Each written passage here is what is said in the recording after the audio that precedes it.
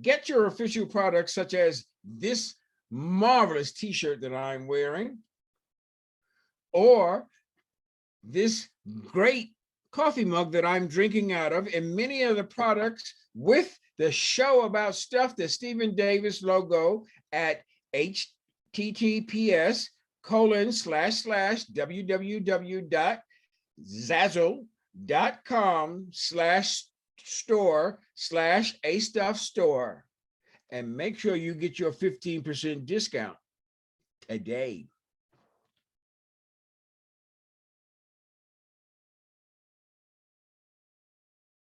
Welcome to a new podcast show about stuff. It's the show about stuff, the Stephen Davis Show. Here's your host, Stephen Davis. Welcome to the show about stuff, the Stephen Davis Show. Today, my guest is a marvelous educator, scholar, journalist, digital media content creator, musician, professor. I welcome today Lady Dr. Dhyana Ziegler. How are you doing today, Dhyanna? I am doing well, Steve. It's so good to see you. It's been a long time. It's been a long time, and we go back a lot of years. So it's always good to see old friends and have great memories. Okay, what I generally do when I do the show, if you've seen it before, is I always start off at the very beginning, because that's how you get to know people before they get into what they want to talk about or what we want to discuss. So tell me about your childhood. Where were you born at? I was born in Harlem, in New York City, in Sydenham Hospital on 124th Street, one block from the Apollo Theater. Whoa. And I was born on 96th Street at Metropolitan Hospital. And that's where my sister was born. Oh, okay. Small world. Yes. I became a Brooklyn man. Hey, I became a Brooklyn man. And I always tell people that's when the center of the universe moved to Brooklyn. Oh, okay. Oh. I get it. So tell me, let's start with talk to me about your parents.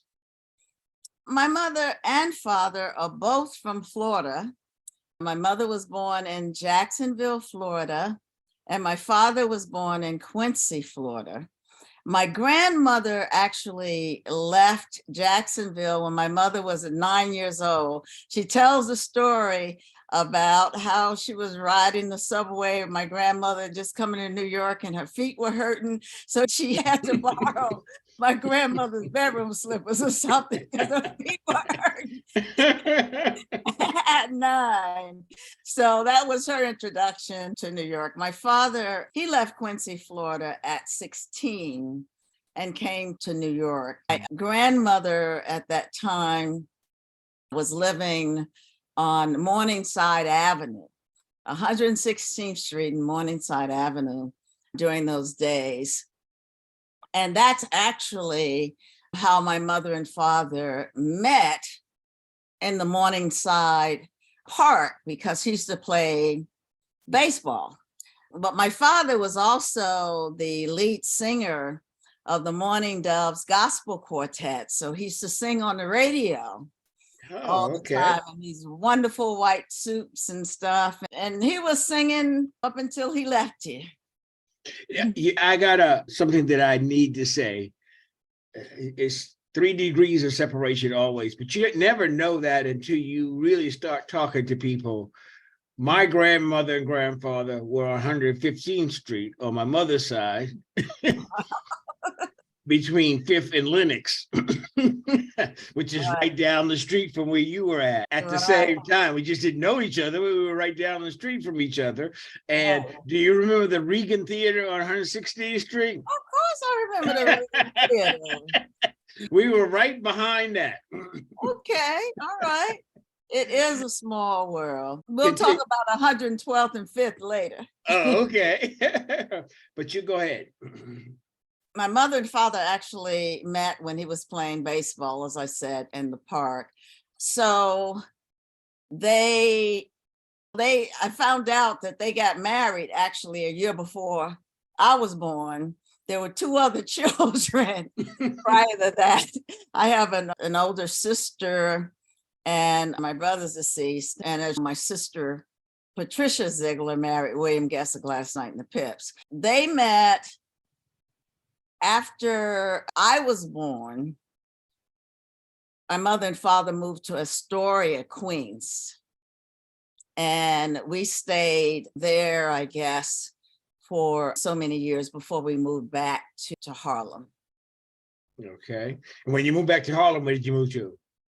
We were at Colonial Projects 159-14 Harlem River Drive. Harlem River Drive.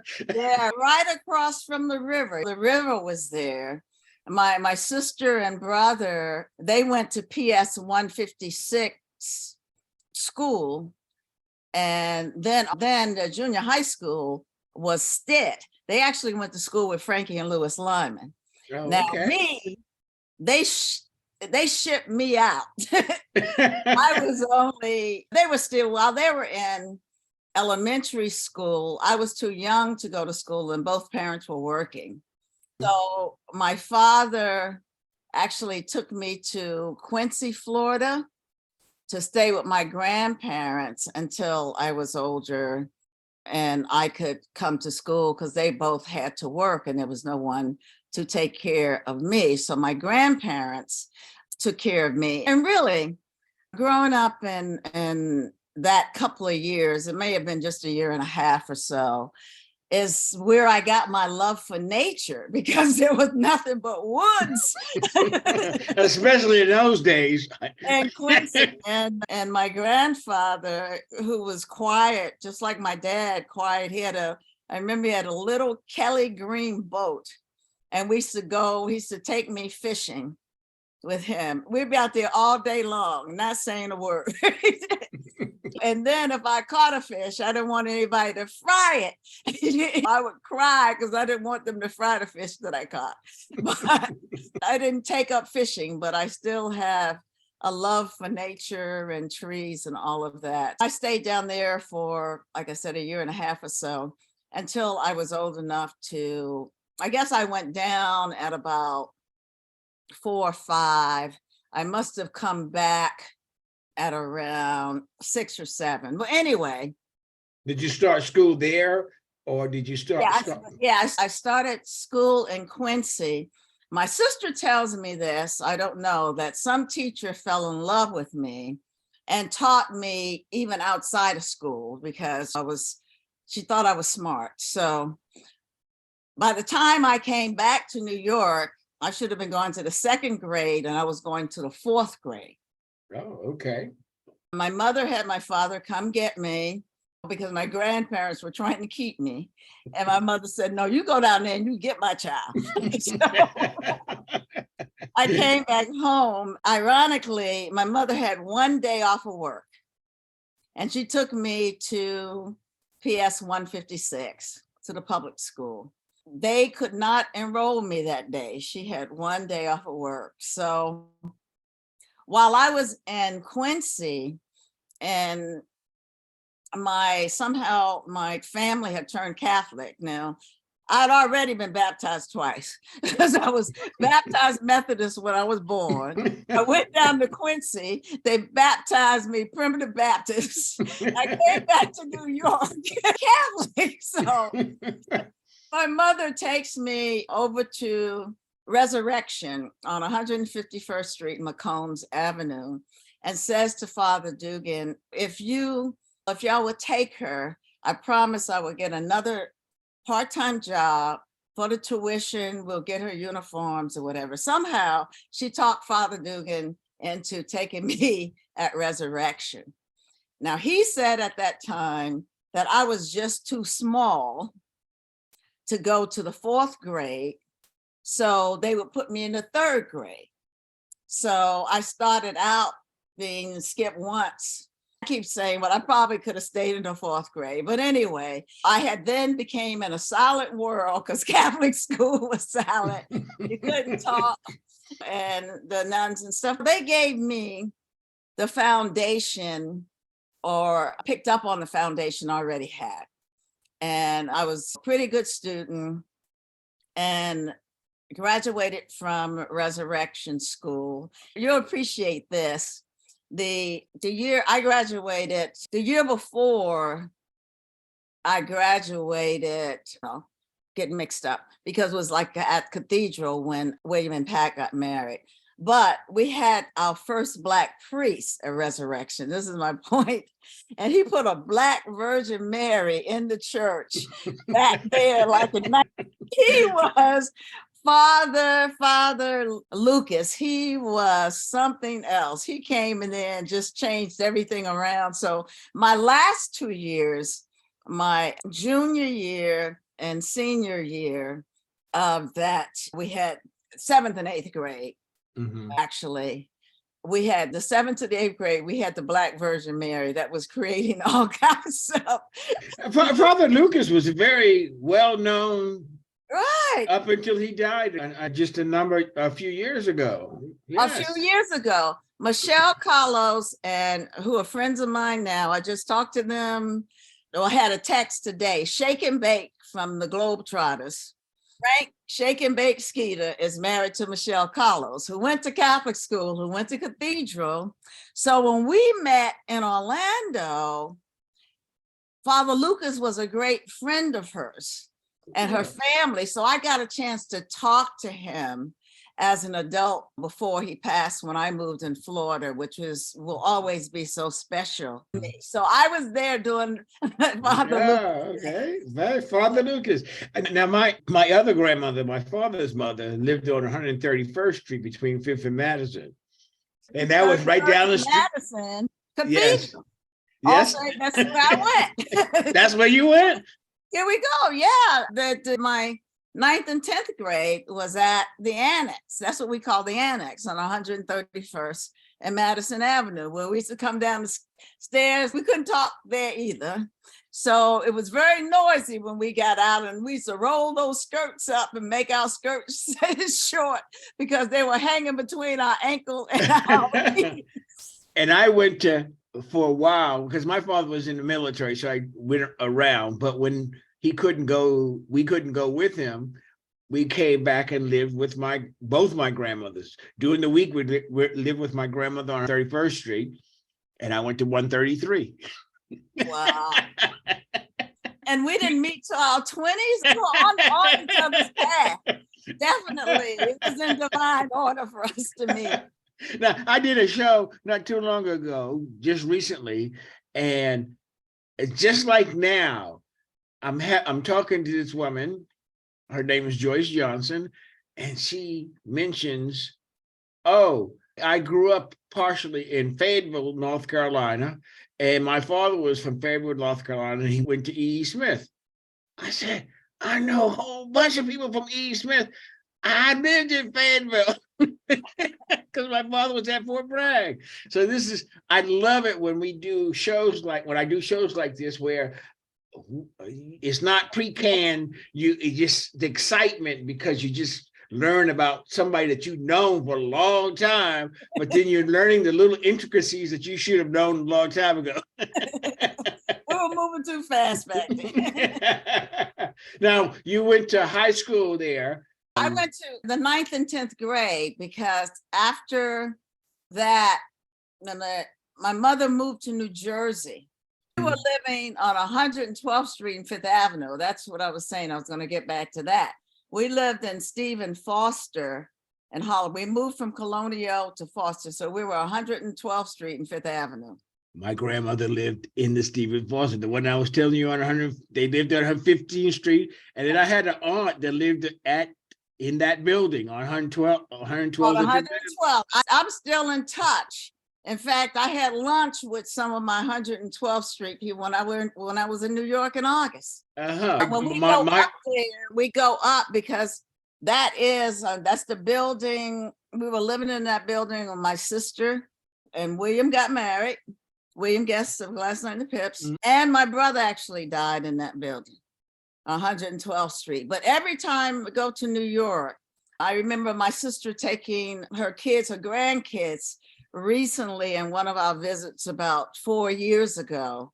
And we drove because we like for them to know where we're from and see our roots. And went up there, and so many of those people in the building, because that was when the whole neighborhood raised you. So Well, Miss Catherine would be in the window telling us what to do. we were at 40 West 115th Street. And as I said before, my aunt, when she grew older, she moved to 112th and Fifth Avenue. Yeah, 1350. Yes, that's the building she lived in. That's the address of the building. I still remember them. It's the building she lived in. We still go there. But even then, remember I tell you my love for nature? We were near Central Park. So I love that I could go into nature.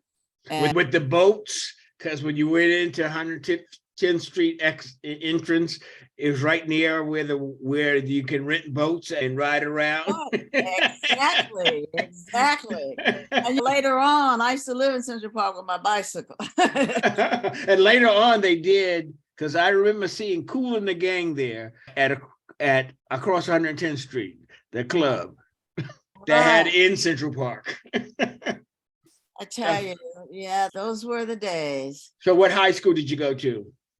After I left Cathedral, I finished my last 2 years in East Orange High School, because my only reason my mother got there too late and could not register me in Catholic school. But for me, it was heaven. It was the first time I could wear my own clothes.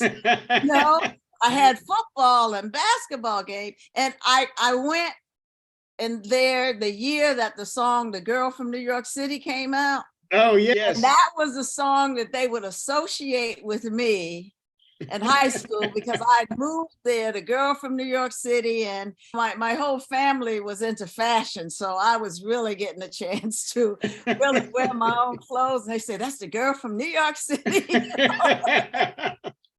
So it was fun. But half of my mother's siblings lived in New Jersey and the other half lived in New York. My grandmother lived in Orange, New Jersey, and a brother and sister, they lived right next door to each other, their houses. So I had a lot of supervision. In the building we moved in, Uncle Charlie lived on the 4th floor.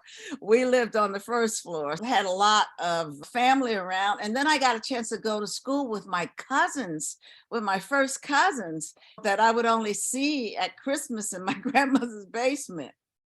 I had when I was at 130 PS 133, I had a cousin who has since deceased, but he actually lived across the street from me. There were a lot of cousins and stuff on 131st Street that I didn't know, that when my grandfather died in 1990, and I went down to do the eulogy in South Carolina, because we took his body down in South Carolina, and people would come up to me and say, "Don't you remember me from 131st Street? I used to cut your hair." No, I don't remember you. Sure. So let's move on. Let's talk about high school. What was your experiences in high school? That's what I'm saying. In the Catholic school, it was quiet. We couldn't talk. It was very disciplined. I could not understand why we'd have to walk all around the staircase when the hallway that go down the stairs, and everything was so uniform. I hate lines today in the Catholic school. We'd have to line up for everything. And as I said, when we got out at 3:00, because we couldn't talk all day, and even as a kid, I wrote everybody letters. They don't really believe that I was not a talking child. I was an introvert, and I wrote my mother letters and stuff. My mother talked about how I would leave the letter for her coffee. Whatever I had to say, I would get it off my mind, but I used to write a lot. And so it was very quiet. But once I got in high school, in East Orange High School, and I could wear my own clothes and talk and didn't have to stand in lines, and we could just go down whatever staircase we wanted. It was fun. We had football games and basketball games. It was almost like college for me, given that I had gone to Catholic school prior, which could be the reason why I didn't go to college right away. I had that foundation. It was like got football games, basketball games. So it was very exciting. right after high school, my last year in high school, my sister married my brother-in-law. I was 16 then, but they were in our lives since I was 11 years old when they first came to New York singing. They weren't really singing at the Apollo then, but Bobby Robinson was managing them. Letter Full of Tears, all during that time. In fact, William and Edward Patton, the other Pip, two of them are deceased. My brother-in-law passed about 5 years ago, and Edward had passed prior to. But I used to be with the two of them throughout my adulthood too, but they used to take me when I was 11, and my brother used to say, Mama, let her come with us. And so from 11 years old, I was hanging out with those guys, which was great. But we were Apollo. My mother would go to the Apollo on Wednesday nights. And for the talent shows and stuff, always sit on the right side box seat. My sister and I won the twist contest at the Apollo. My sister won for the older girls. I won for the younger. All we had to do was hop over the balcony and get on the stage. And that was during the time she was dating William. They were on the show and stuff. So they were rooting for us backstage. We had our friends from Harlem in the audience. So we just had a great time. So that was an exciting time being introduced not only to my father's gospel music, but through their music, and then having them as a part of our lives. And that's when things shifted for me. I graduated from East Orange High School, and then we moved back to New York. And at that time, I was really in love with the arts at that point. My sister and I, even while we were kids in Harlem, we took dancing and stuff, and we studied at Minnesink. You remember Minnesink? Yeah, I remember.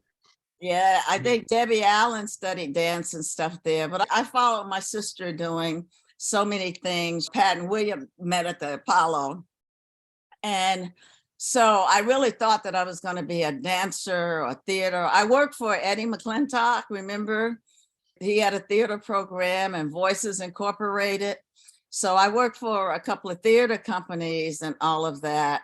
And then I started later on, Gladys Knight and the Pips had gotten really big, and Patton and Guest Productions, which was Edward Patton and William Guest, I became executive vice president of the company, and we started producing music, and I created and produced disco bells. Yes, disco bells that you wore on your wrists and ankles and dance. And we had them at Studio 54 and all of the different places. The TV show Soul had them, Cosmopolitan ran them twice, Essence ran them. And I was a master of pre-publicity back in those days, because I didn't pay for any of that national. But I remember doing my disco bells and Lamooches, yeah. Pippins. And because we introduced them and remember Sterling St. Jock was one of our models. Yeah, and you had an office on 57th and at 888 7th Avenue, right? Yeah. Those were back in those days. It's so ironic how my life and career changed, because I just thought that I was going to do all with music. Then in 75, I had written and produced the #1 disco hit, Time Moves On by Strutt. Yeah. So I had that record. And then with Patton and Guest Productions, we produced Willie Bridges, Bridges to Cross. And I had 2 songs with lyrics on that album. And that went on and on until, again, the group started getting crazy, Gladys Knight and the Pips, and they split up. So that's when I jumped back into school. I had to pay the rent, and I've been blessed all the way to my PhD. I never paid tuition. I think that my daughter might have got that from you. I think her PhD she has to pay for, but all the other stuff.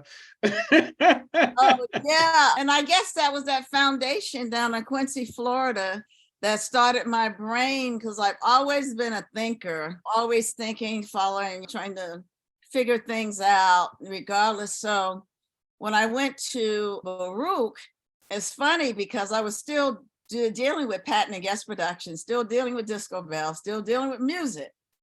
So I was in the business school at first. And until I found out they were using disco bells as an example of new product marketing. And I was this little young lady who was there on scholarship, supposedly poor, which I was, but I couldn't let them know that I was the one who created this, because it was something illusion that, wow, we've done this. Somehow I met a journalism professor, Rosalind Bernstein. I'd also in between, I was a copywriter producer for Rosenville, Sirowitz, and Lawson. I don't know if you remember this, where I wrote all the Vi Higginson Uncle Ben's Rice commercials and produced them. In fact, I had one original music that Hubert Laws played for, because they played those Uncle Ben commercials for years. Hey, ladies, you want to keep your man smiling? They played them for years. And I wrote for Mitz Beer and Uncle Ben's Rice, and then later McDonald's. I was just juggling and stuff at that point. And when she said, you should come over, you were a copywriter and stuff, you should come over to journalism.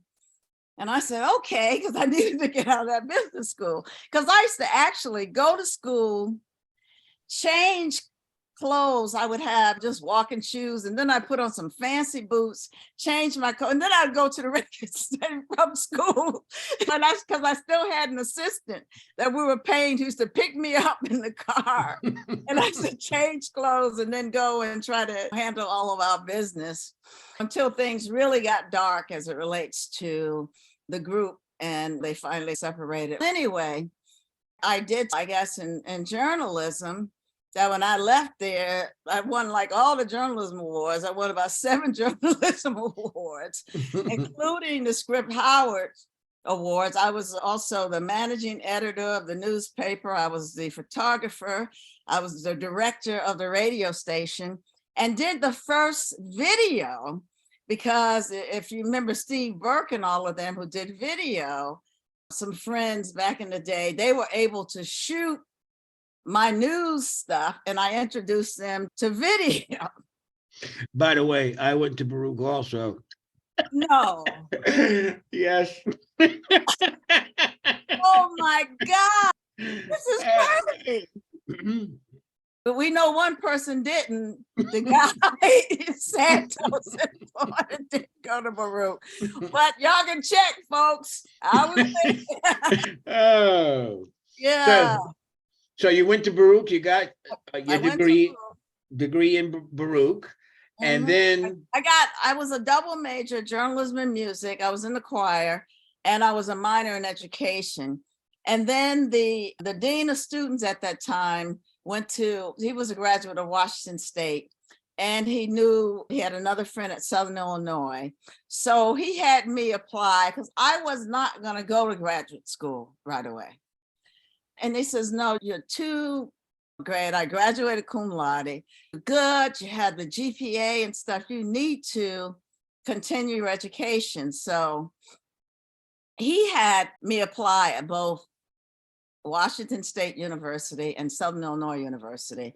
Dr. Arthur Casebeer actually came to New York, and I met with him. You'll get a kick out of this. He's sitting up here trying to sell me on the school, and he says, daffodils bloom 2 weeks before.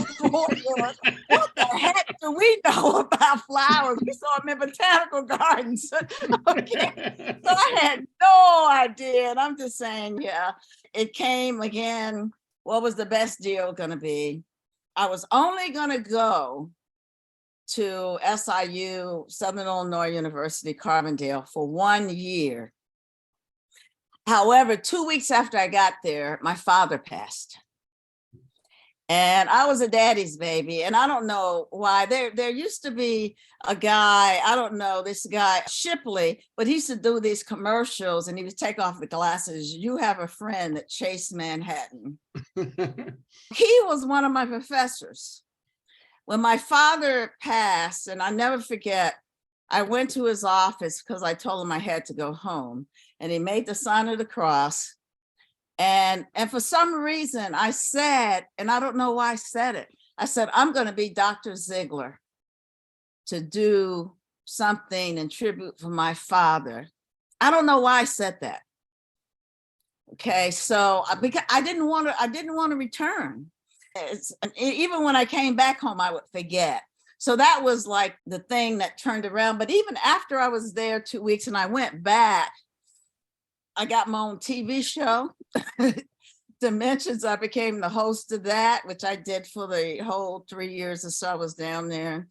I did a show, a 7-part series, Rape is Reality, a radio series that got us a second place United Press International Award, because there were women being raped and people weren't talking about it. And I came in, but that journalism head was clicking in. Why aren't they talking about this? So I ended up, in fact, I didn't even know how to cut tape, because in New York, I tell the story about, because I interned for 2 years at CBS. In fact, I worked the elections with Cronkite and worked in the newsroom. And then I worked on a talk show, The Lives We Live. But we could not do anything unless you were in the union. I couldn't even ride in the news car. They used to send me out and tell me to stand in a phone booth. There's a bomb threat over there. Stand in this phone booth and call us. And I'm on assignment. I was so happy, not thinking about something blow up, girl. You going with it. But I was just so eager. I was so much into the journalism that I would just go out there and do it. So when I got to Southern Illinois, I was ripe and ready for that. And I remember when I'd done all those interviews, including interview with a prisoner, a rapist, and I had to edit all this stuff. So the news director says, here, all your tapes you've been doing and stuff. So we need a 30-minute so that we can send in for an award. And I said, I don't know how to do this. He said, oh, you poor thing, small things, where you got all of these to learn.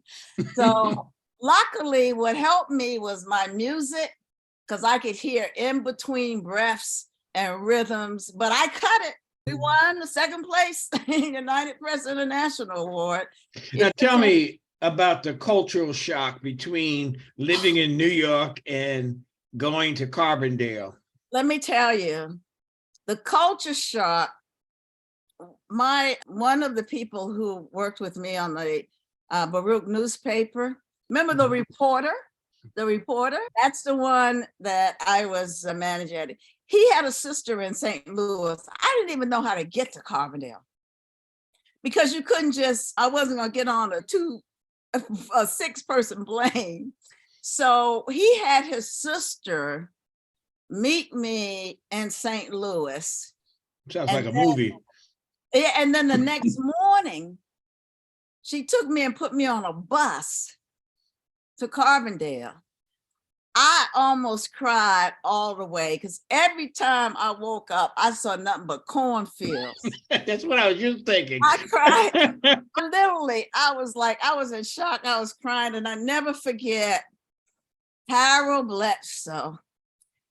He was in the master's program too, and we were in the same radio and TV. And then that was another thing. I had 2 different assistantships, and he kept me company on the bus. And when I got there, I didn't know what to do. I was in shock. And you end up, they let you off the bus at a railroad track. And what they've done in Southern Illinois, they have put a whole university back in that time in the middle of the country. Beautiful. Again, thank you for my love of nature, Quincy, Florida. That's the only thing. And I remember I was like, dear, I was lost. It took me about a couple of days, because I had 2 graduate assistantships. I had 2 different offers that I could either do, one over an administrative building or one as a graduate teaching assistant in radio and television. So that's the one I took. So I actually luckily I had a little background in cameras, a little background in radio, because I was teaching writing, performance, and production, but I was a performer for radio. I did it somehow with little experience on the TV side at that point, because we could not do anything. I had a lot of experience in radio, but again, because like I tell students, what helped me was my ability to see. I could see, frame, do different things. So that helped me. But again, as soon as I went over there, they offered me my own TV show because I'm the girl from New York City. I actually was thinking that of how there are a lot of New Yorkers who have moved to different places. And when they move to those places, it's like they go to the top of the heap in terms of things because they have experience in those different types of areas. And they don't have the unions that forbid you from getting the experience that you need. They let me do everything. And I was the first Black female graduate assistant, and the first Black male who was there like a year before me he was there. In fact, he never graduated. I came in with 30 guys. I graduated with the master's by myself. Okay, because I did it in a year. I was running. Okay, they graduated, but they didn't graduate that quickly. And I went and overlapped my doctoral program, finishing up that master's program. Now, when did you get your doctor's in? And my master's was in radio and television, and my PhD is in academic administration and education. But let me tell you what they did. I was at that time a technologist. I had moved from all of that, all the technology and stuff was coming in. And so I guess to back up a little bit, because this is going to be important to the story later on, my thesis I did on African Americans and television news. I actually had Max Robinson. I know that you know who Max Robinson. A lot of people don't know who Max Robinson is. WABC News. I was writing in my garage now. I have boxes on Walter Cronkite because that's what I was going to do my thesis on until I met Max Robinson. He stayed with us until 2 a.m, and I changed my whole thing around. He has a whole chapter in my thesis that has been published a couple of times, and his brother, Louis Lomack, contacted me and he got a copy. Anyway, so I went that direction. By the time I got into, I was interested in technology. I had one professor in radio and television, Dr. Sitaram, who was involved with Sputnik. So by the time I got it together, part of the people I was studying was NASA, broadcasters, and educators, and looking at how they are dealing with technology. Nobody knew what I was talking about during those days at all, not even the professors. In fact, I used to love to meet my colleagues because I part of going to graduate school is learn your ability to argue. And I was good at it. And I would be asked about this or whatever, and got on a roll. But to make a long story short, my dissertation was the second in the country on technology and education. So again, nobody knew what I was talking about. I had to send out my survey 4 times. The educators didn't know. NASA knew, but NASA was dealing with things so technical that nobody was going to understand what they were talking about. So I had to do what was known as a MANOVA methodology and research method. And a MANOVA is when you have sets and sets data as opposed to one data set that you can do with an ANOVA. Luckily, I had a great statistic professor who loved me. And I think about Patty now because I was alumni of the year and commencement speaker, and she invited me back. But I was such a student who was so much into this. I'd be at her door early in the morning before she got in, talking about this or statistics and stuff. And she said, Dhyanna, you're not in trouble. What's going on? Yeah, but I need to know. That's the way I approach things, probably even to this day. But yeah, so that's what my research was on, which is, I guess, how all this administrative, but they didn't have a PhD in technology or something in broadcasting and radio and television. It didn't exist. They didn't have a PhD. So what they let me do was create sort of some synergy with the broadcasting people and the education people to create my own sort of niche for my research, because it didn't fit. So they didn't know where to fit me. So we created a fit. So, yeah. So now you graduated from Carbondale. Where did you go from there? My first job was Jackson State. So you're talking about culture shock again. I go from Carbondale to Jackson, Mississippi. I did my PhD in 2 years, and my first semester my first semester at Jackson State, I was finishing up because I was determined to burn my title sheet and throw it in the water on New Year's. That was my goal. I was going to be finished. And I finished it. And Jackson State, they let me come in. They didn't have, again, which is why I left. When I first went to Jackson State, I was teaching television, but I didn't have no cameras. How do you teach students television and they don't have the handheld equipment, the cameras? But I taught whatever they asked me to teach. But my department chair from Carbondale became the department chair at the University of Tennessee, Knoxville. And he called me and said, I know you miss broadcasting, don't you? I've just taken a job at the University of Tennessee, Knoxville, and would you come? Okay. So there I go, the Lone Ranger again, being the first Black person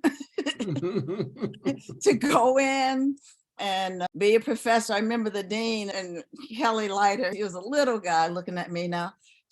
Are you sure you could be happy there? By that time, I wanted to be out of Mississippi so bad. I didn't know the Klan was up the road in Tennessee. Now, when you were at Jackson, did you know Jane Murdis? She became, I'm trying to remember her name. She became the head of the radio and television. There was Elaine Hayes Anthony was the person when I was there. Okay, but she So came afterwards. She was there for years. Yeah, it must have been afterwards. So the University of Tennessee had less courses. And again, I taught all the television news there. So all of the students who went on television were my students. I used to get interviewed so much by so many people.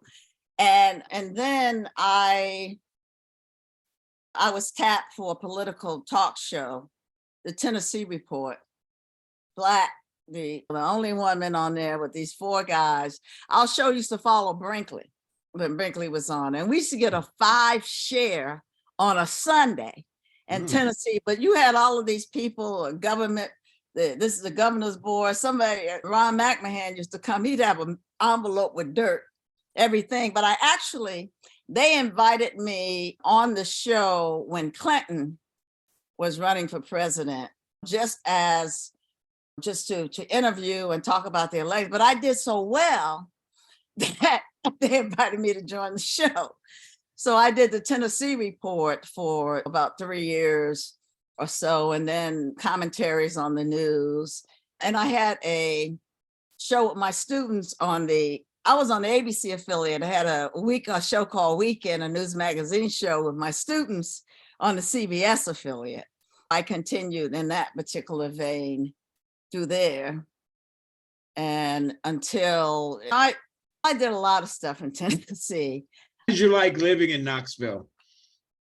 Knoxville I love the mountains and nature again, But you know, what made Knoxville for me, especially early on, was meeting Alex Haley. Alex Haley was one of my mentors.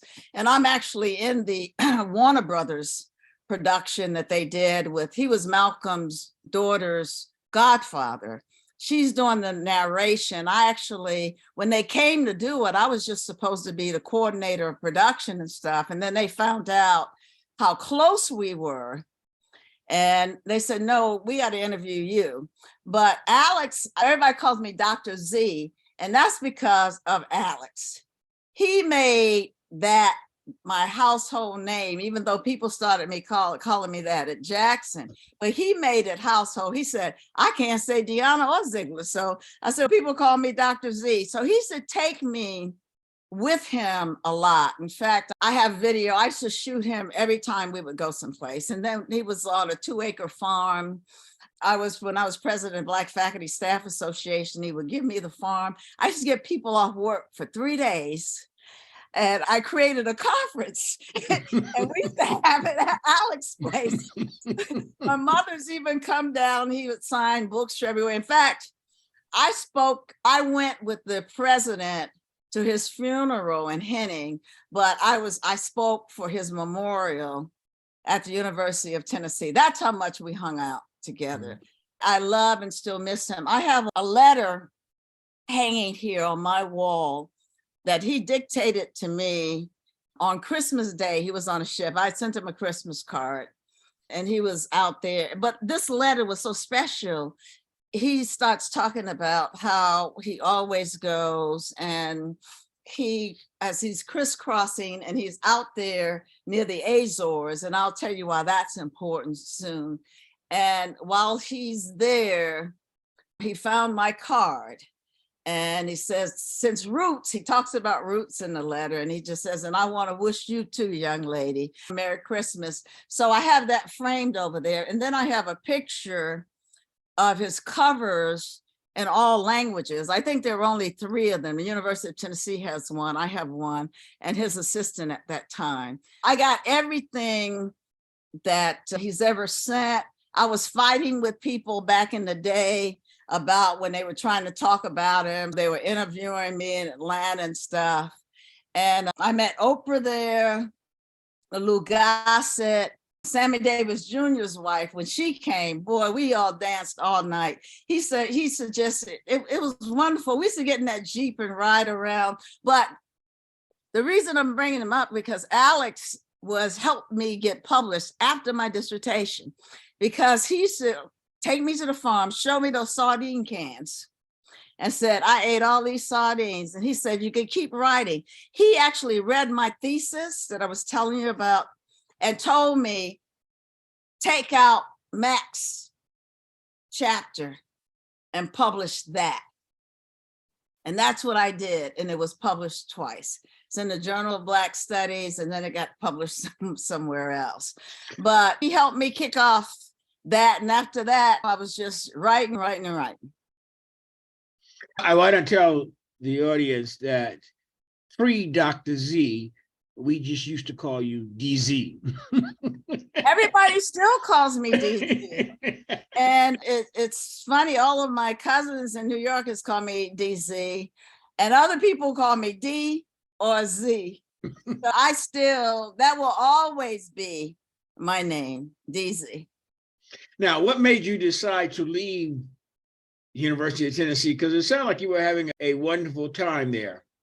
I was having a wonderful time, and I'm the only African-American, I'm in the Hall of Fame there, ever in the history, which I think is ridiculous, because this goes back to 1994, who has ever been elected president of the Faculty Senate. That's crazy. But that's what kind of world it was. I was like the voice out there fighting and fighting. They invited me back to be the Martin Luther King Day speaker several years ago, and I really pounced on them about that, because just because I leave doesn't mean you stop. Okay, I didn't intend, just like I didn't intend to go to Southern Illinois or Jackson State. I follow the spirit.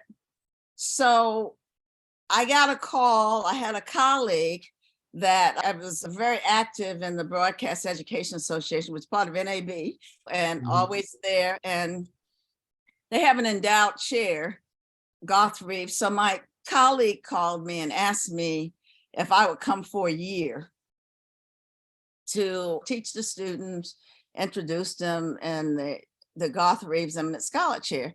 So I went down for a year, but that was the year that FAMU became College of the Year. Fred Humphreys was there. The students would laugh at my jokes much earlier. There was a lot of music and culture that I didn't have in Knoxville. So it was great. Dr. Humphreys, and somehow hooked me up with the theater department director and asked us to do a production, the reenactment of the 8 presidents. And of course, I could bring the visual backdrops and all of that stuff and coaching. Well, after that performance, because I was saying goodbye to them, I was down at the Poynter Institute, which is a journalism think tank, you know, where you go and you get fellowships. I had a fellowship down there, and I get a call and saying that Dr. Humphreys doesn't want you to go. Like, we want to make you an offer. Make a long story short, I stayed on leave for 2.5 years. They literally let me write my own job description. What was the thing that was so exciting, I could use my other degree. They let me start the distance learning instructional technology program. I started that from scratch and put the TV station on the air that was a blank screen. So I had challenges, which I thrive on. So I put the TV on the air, went from a blank screen to a 24-hour TV station, and I started their distance learning instructional technology in the process when technology was all new. And I ended up in the top 50 African Americans in technology, and then the top 100 and Black engineers and stuff. But still, I was bringing the production aspect to technology, how you package, like what we're doing now, how all of that had not come into play. But because I had that other background, helped me, because I wanted distance learning programs like no other. They had to move, they had to have graphics, they had to have music. They were production to me. So that's how they got me. Besides, they bought me because they paid me a good salary, and they let me write my own job description. Now, I tell you, I've never worked harder in my life than I worked there. I've had so many jobs. Besides doing that, acting VP of research over international programs, over academic affairs, so many different things, and then start doing stuff in government. I got appointed to the Florida Virtual School Board of Trustees, which I stayed on for 18 years. I became a state commissioner for 8 years, Florida Commission on Status of Women. I was chair of that twice, and I was also chair of the other board. When God has a vision for you, you may not see it, because while it appears that it took me off track, I just used everything on the track to synchronize everything together. Let's put it that way. That's what makes great people, is not only do you make made out of lemons, but you create a new product out of the lemonade and you call it something else. Actually, this fits in so much to the theme of this show. It's always been. The theme is progress despite obstacles. It has been the theme of this show, and how I pick out guests that I want to talk with, because I know that they've done many things in their lives, but they've had struggles. No one does everything that runs smoothly. To start off on my speeches, I was born in Harlem, 1 block from the Apollo Theater. I came up in a single family household, but my daddy was always there. I don't let them ever separate me from my history. No, you're not special. No, there are many people who came up the same way I did, who are successful, that you may not have come in contact with. Yes. very clearly. And that's what, because even with, and I know that you'll probably get to some point asking me about the other hat that I wear as far as the being knighted, because that came out of, you But- never know how they select you. But first, tell the people what you're talking about, and then go into it so that they know in what you're talking about. 2008, I was knighted as a Dame of Justice by the Sovereign Order of the Knights of Justice. I was knighted in Cambridge, England in 2008. Okay, in 2007, and this is the only story that I can connect things because they never tell you. I used to do a lot of international speaking, and 2007 was the first time, even before I did the Oxford Roundtable, I was doing a world forum and I was speaking at Oxford University. The World Forum, people from countries all over the world are speaking in that. And of course, this was early on. Technology had gone already and had done so many things, but I was already in the groove and had started getting recognition for all of my work. But a lot of these countries had not even implemented some of the groundwork, the base groundwork. Like I went to the Dominican Republic under my instructional technology. We started teleconferencing, almost similar to the Zoom, creating technology and education for them right at the turn of the century. Sir Gary was also presenting at that forum. So this is what I think happened. I think that he told them or was impressed about what I was speaking on. And later on that year in 2007, I got an actual invitation to come to a knighting ceremony at Warwick Castle in Warwick, England. So I went to my provost and I said, look, I got this invitation to this. And they're looking at me. This is not part of our culture or what we do. So in spite of people believing I paid for this or something like that, that ain't even part of our experience. You know what I'm saying? So she says, I'm not going to pay for this. And I said, that's all right. I'll tell you what, I'll pay for it, but just sign me out. I was still the vice president. So I'm just sign my travel. I'll take care of it because I wanted to see what this was. So I went, wow, it was something very grand. They had the horses, they had all kinds of simulation. And then to go in, and we had that whole castle that night.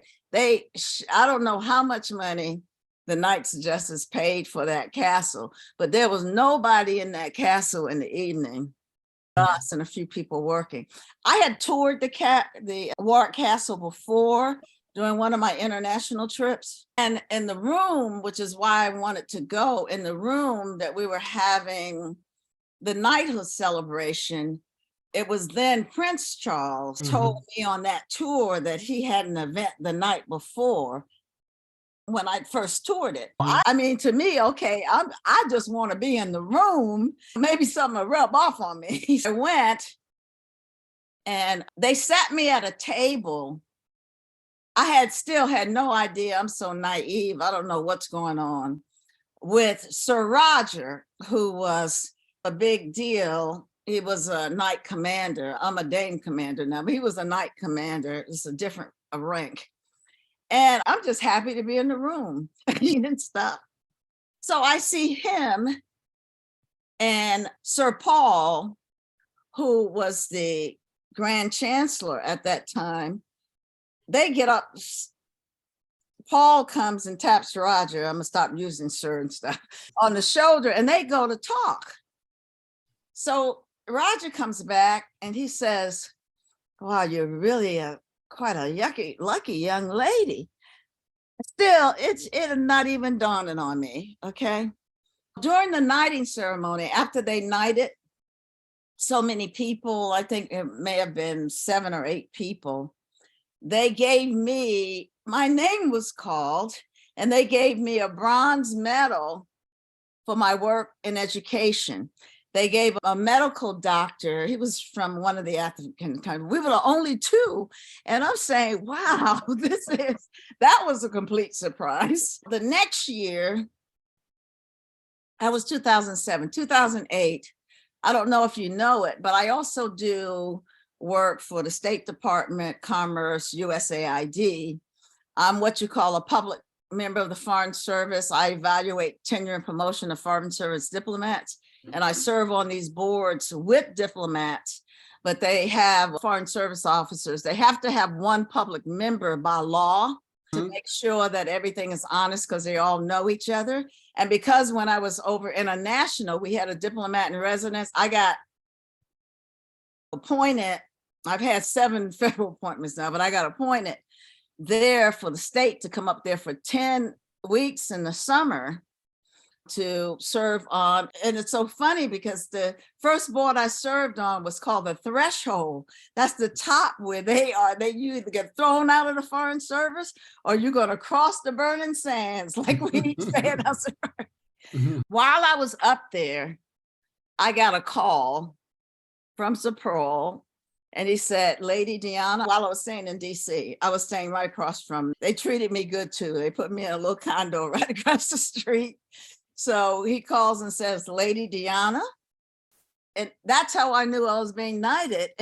And I said, what? He said, Lady Dhyanna. And then he tells me, and I'm saying, wow, and then I still didn't believe it, right? I'm thinking something fishy. They send me all the paperwork and all this stuff. I have to fill it out. So I decided I'm going to send everything through the State Department's fax and all that, because if this stuff ain't real, they're going to surely catch it. I sent everything through. Nothing came back. And April 12th, 2008, I was knighted Cambridge. Congratulations. Thank you. Congratulations to Lady Dr. Dhyana Ziegler. Not just a doctor, not just lady, but Lady Doctor. Everybody calls me Lady D. It's like Dr. Ziegler always sounded funny to me. That's why my students call me Dr. Z. It's like all of that. Let's take it down a notch. Lady D is cool. I want to keep that humility and humanity. Okay, very quickly, what are some of the plans that you have going forward? I retired from higher education in 2019, and I've gone back to my first love. I love a lot of things now. I can't say my first love, but during the pandemic, I decided to start writing music again. And I wrote some songs. I sent them to you. And I also did my brother-in-law's book. I finally did hear from the publisher yesterday that I've been waiting, and where he's saying sorry for the delay, that he's going to look at everything and get back. So Midnight Train from Georgia, the story of my brother-in-law, redid that. I did an animation, a 3-minute animation. I'd never tried animation. And ironically, it ended up in a California 3-minute film festival as an official selection last summer.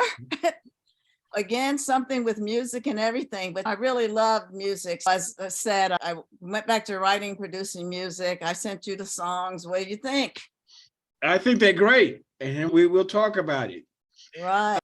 But I wanted to say at this point, I thank you so much for being part of this broadcast today. It was fun. It was fun just talking and learning that we have so much more in common that we thought about, and we need to do this again.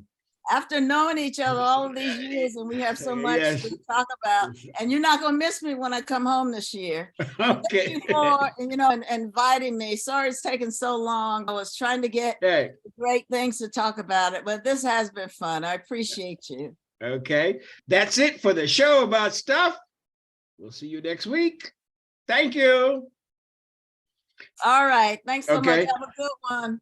Thank you. Branded gifts for the holidays, birthdays, or just because. Visit us at www.thebreakstore.com. Hit the right black Get in Touch button.